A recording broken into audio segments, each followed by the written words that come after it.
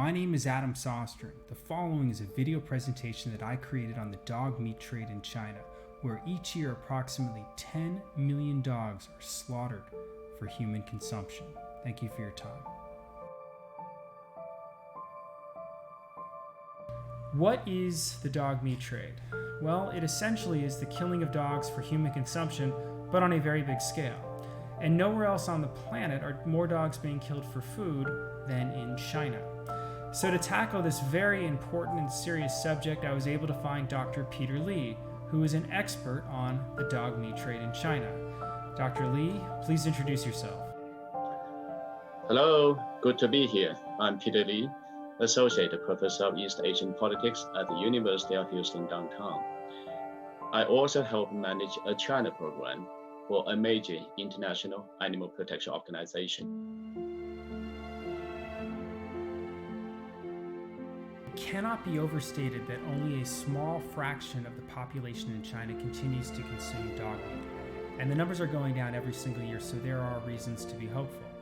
That being said, most of the dogs that are captured, abused, and or killed for dog meat are strays and family pets. So that's why it's not unusual to find, for instance, a dog collar at a slaughterhouse, or dogs that continue to be comfortable and or trusting around humans, because that was their experience before they were captured, before they were placed in a cage, before they were at a slaughterhouse. So this next segment is going to be devoted to Lily, as pictured in this video here. Lily, in all likelihood, was a family pet, and fortunately, she was lucky enough to be rescued in northern China by Harvard Law School's Director of Animal Law and Policy, Chris Green, and also Professor Peter Li. This is Lily's story. Walking through and you see other live animals. There's sheep and there's chickens and there's other animals in these cages. And there was a dog tied up outside this one place, and it wasn't directly clear that she was there to be killed for food. But then once we went inside and saw that they were chopping another dog as at the time. So, and then you go out and you saw where she was tied up, and you'll see them on the photographs. There's a lot of other empty leashes on the grate that she was tied to. So obviously there's kind of a through flow there of other dogs that had come before her. And so I just sat down with her. I just said, there's no way I'm letting this happen.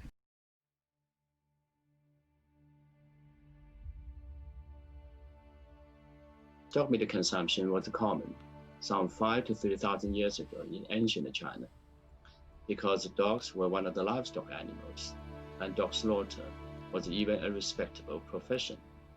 However, dog meat consumption started to decline in the Han Dynasty more than 2,000 years ago as a result of mounting societal criticism. Twice in ancient times, Chinese emperors tried to outlaw dog meat consumption. Tang Dynasty was China's most prosperous imperial empire. By that time, dogs had entered the homes of millions of Chinese as companions. Farming dogs for food was no longer a normal business. The claim by China's dog meat industry and its supporters that dog meat was part of the mainstream food culture in ancient times was completely false. Dog meat trade was started in the early 1980s when Deng Xiaoping abolished the policies of collective agriculture and allowed peasants to pursue their own productive activities so that they could lift themselves out of poverty. In response, the most entrepreneurial of the Chinese peasants started to transport live dogs to Guangdong in South China. Some of these peasants later opened their own restaurants that had dog meat on the menu, a trade that later turned into a big industry that moves a large number of dogs to the 3 major dog meat markets in the country. China's dog meat industry has become a huge controversy, and it has continued to operate despite the mounting criticism. I would like to point out that China does not have dog farms. Most of the dogs sent to slaughter come from suspicious sources. A significant number of these dogs are stolen in rural areas where dogs were allowed to roam in the neighborhoods. In the last 3 decades, dog theft has been rampant and a major source of conflict in rural areas. The dog meat trade is brutal. Stolen dogs are typically held in a hoarding facility until 500 or 1,000 dogs are collected for long-distance transport. These dogs sent to the 3 major dog meat markets could spend up to 72 hours on the road without food and water before reaching the destination. Dog slaughter is intrinsically cruel to dogs and humans. Dogs are slaughtered in front of each other, and dog slaughter happens in public places, in rural markets, next to schools, in residential areas, and in broad daylight, imposing cruelty on young children who could run into the slaughter operation in these public places.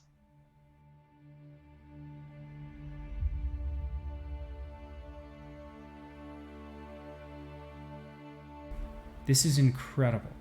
While the world is dealing with the COVID-19 pandemic, suddenly the Chinese government declares dogs to be not livestock, but companion animals, not to be eaten.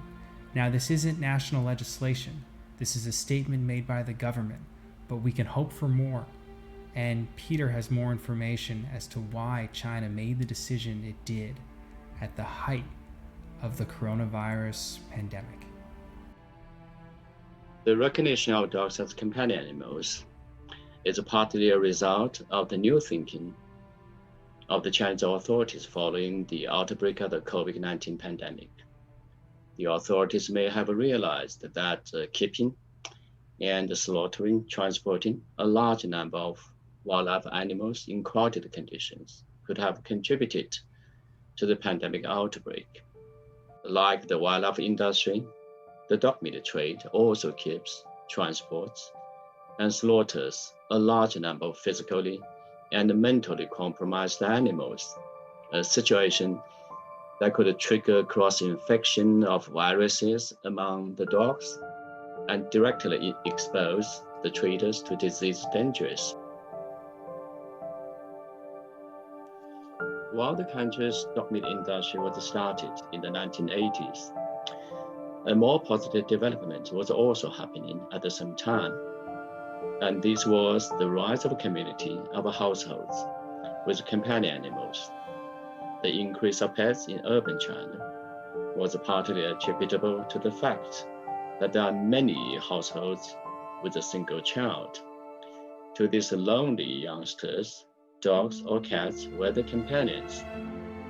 So people born in the 1980s, 1990s in China are a completely different species from the parents and grandparents.